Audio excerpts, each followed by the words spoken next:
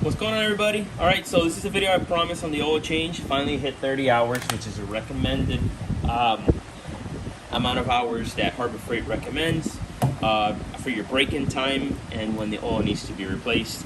Harbor Freight does recommend on the instruction manual to use 1030 motor oil. I'll be using the Honda HP 4S. It's a full synthetic 4-stroke motor oil, and it's what I use on my UTV and on my other four-wheelers and stuff like that. It's just good oil. It's worked out for me, you know, and it's good quality stuff. So that's what we're going to use. Manual says it takes 37 fluid ounces. Each quart is going to have 32. So it's going to take a quart in a little bit. So I've got 2 quarts set aside for that. I've got a drain pan already under the generator, and we've obviously got our cover already pulled off. I'm not going to bore you with pulling that cover off. It has 4 8mm bolts.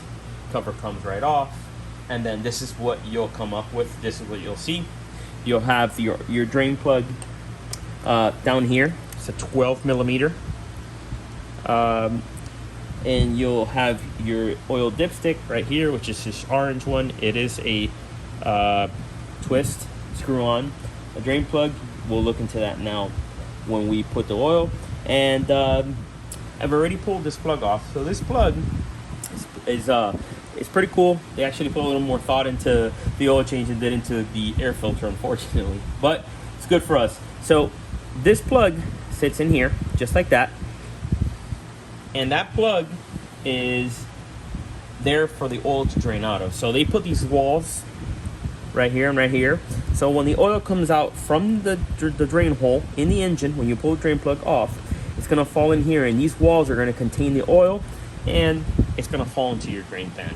Pretty simple. Hopefully it works out good. This will be the first oil change I do on this, and we'll find out if it makes a mess or not. All right, so we'll start out with, I've got a 3/8 ratchet with a 12mm shallow socket. We'll get this as much as out of the way as possible, and break that loose. All right, let's unscrew that. Make sure you have like a rag handy, you know, just to avoid making a huge mess and not having to run around with your hands full of oil looking for a rag. So we'll take that off. Unscrew that, and there we go.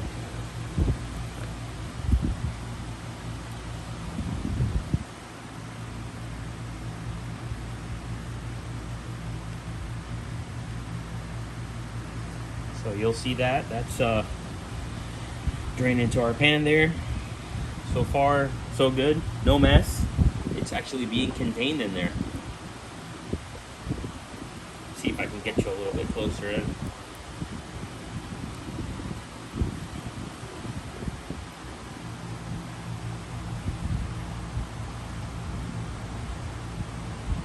There you go. Pretty good. Not making a mess. So we'll let that drain out slowly.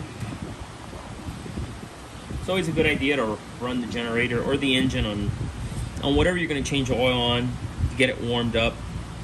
So it'll make sure that you've got the oil coming out easier. It's thinner. You know, you can see it's kind of heavy right now, the oil, and it's because the engine was cold. Another thing that I want to do that I was very curious on, I was wondering how many or how much metal particulates the oil was going to have. So we're going to look into that. Got a magnet here set up, and I could already see there is some type of metallic flake in the oil, which we'll zoom in here. You can actually see it right there. We're gonna run a magnet through it though. We'll see if we pick up anything. Some metallic in the oil is fine. It's something that you know it's just normal. So don't worry about that as long as it's not excessive, or it's just, or you're picking up huge pieces of flakes of metal. So I'm gonna run the magnet through this thing. You can see there's some magnetic, like a,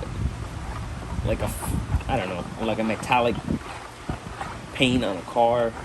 I'm gonna run that through that. This pan obviously was perfectly clean before we started, so like that, we're not picking up stuff that was already in that pan.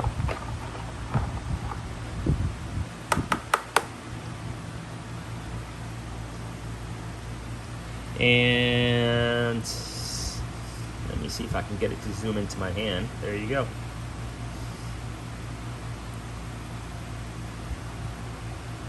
It did pick up a few little things, but I'll be honest with you, that's pretty much acceptable. Not a big deal. Sorry for the focus there. You know, maybe a little flashing, a little debris when the engine was put together. Let's see if I can get any more of that stuff off there. Yeah, there's a little bit there, but not too bad. I think that's acceptable. Not a big deal. All right, we'll clean that off. See, the engine looks like it's done dripping oil out of the drain plug.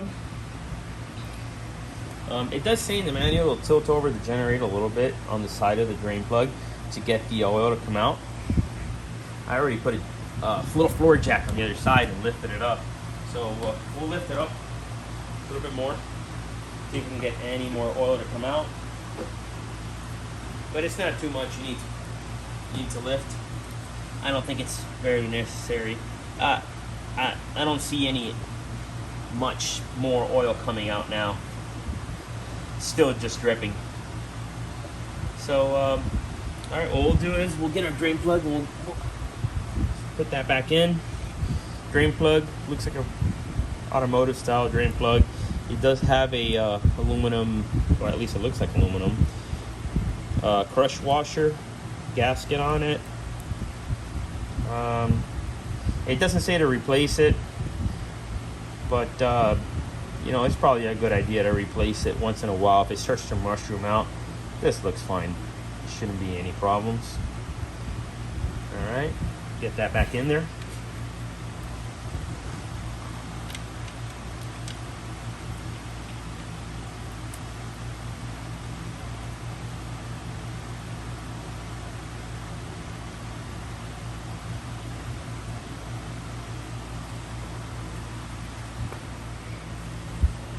Remember, when you're working with stuff like this, especially a steel bolt and an aluminum, I guess, oil pan, if you want to call it, always start out that drain plug or that bolt by hand. Don't go in there with your ratchet and just instantly start tighten on it, because I can tell you from personal experience, it never ends very well. So you know, we'll see that's oil that I cleaned up from the pan in there, and the oil doesn't look too bad at all. Not bad for 30 hours and a fresh engine. All right, so we'll get in here. There is no torque specification for the drain plug, so remember, it's an aluminum oil pan engine, so you know, take it easy on it. This is a longer ratchet, so you know, we're not gonna go crazy on it. We'll make sure it's all the way to the stops, resistance, and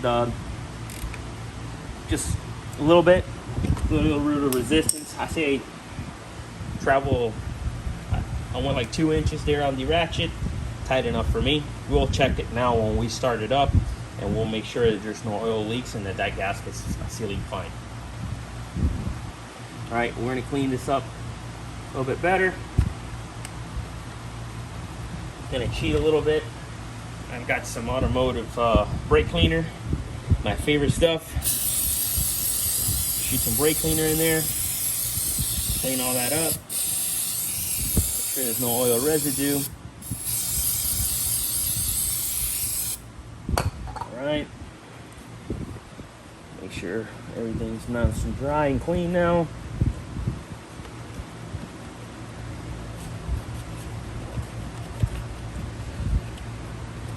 Alright. What's left in here will dry up on its own because it's just brake cleaner. Came out nice and clean. Alright. We'll put our plug back in. This thing is just pops right in. No, barely any resistance. Alright, that's in there. And we're good to pull this pan out. So we'll pull this pan out of the way. Alright, get this out of the way. Don't want to make a mess.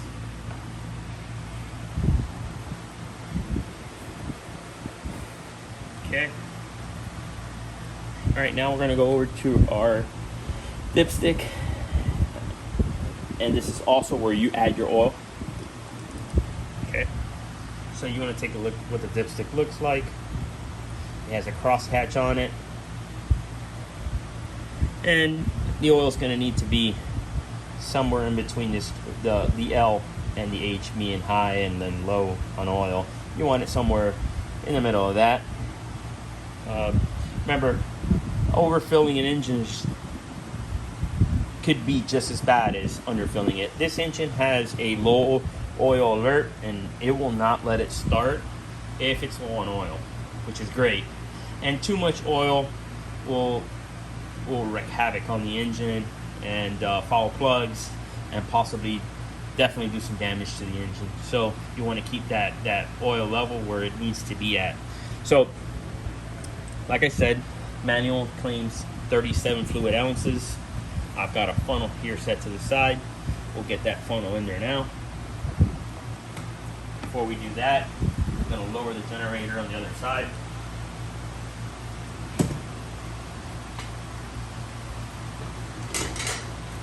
Make sure it's on a flat ground. So we get the correct amount of oil in the engine. Definitely don't want to do it at an angle like that because we would get a low amount of oil and not enough oil. So we're gonna get our funnel, and we're gonna go for it. So we're gonna pour the whole quart in first. No need to measure because you know it's gonna take a little bit more than that. So carefully add your oil. Don't go too fast because you could. All right, so we've got our first quart in. Now we have to be careful with our second quart because it's only going to need 5 more ounces to be topped off by manual. I would say roughly there's about an ounce per cap. So we're going to do a quick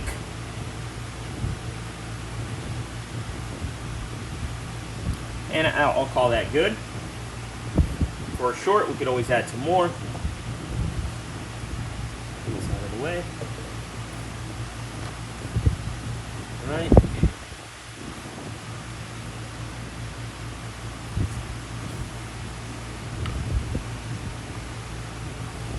Okay. Clean that. Get our dipstick. Make sure it's clean. So now, the manual says when you're going to measure the oil with this dipstick, to just insert it to where it stops. Do not screw it in because you will not get the correct level. So we'll do that. You see, nice and clean. All right, go in, make sure it's straight in. We'll pull that out. Looks like we could use a little minimal oil.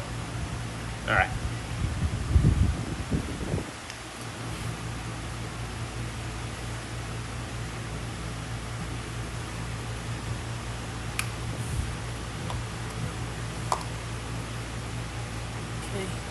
Do a little bit more. Okay. Get that out. Set the funnel to the side. Clean our dipstick again. Make sure it's clean. Reinsert it. Remember, don't screw it in. And bingo, that's good. I'm happy with that. Okay, you can see it's kind of hard to tell, but it's right here, right under the high. All right, so we'll go ahead, put this in, screw that down, hand tight, and good to go. That's all it takes to do the oil change. It's pretty quick. I think it can be done in less than 15 minutes. With the proper tools, you need to make sure you have everything ready. Yeah, you're gonna need a drain pan, you're gonna need your oil. 1030 is what they recommend. A funnel to not make a mess. A way to take the drain plug off, I chose to use a ratchet with a 12 millimeter. Some rags, and brake cleaner. Thanks for sticking around, watching all these videos. Like, comment if I missed anything, if I could have done something better. If you guys have done it before, and maybe there's something I missed, just let me know in the comments. Thanks for watching. Bye-bye.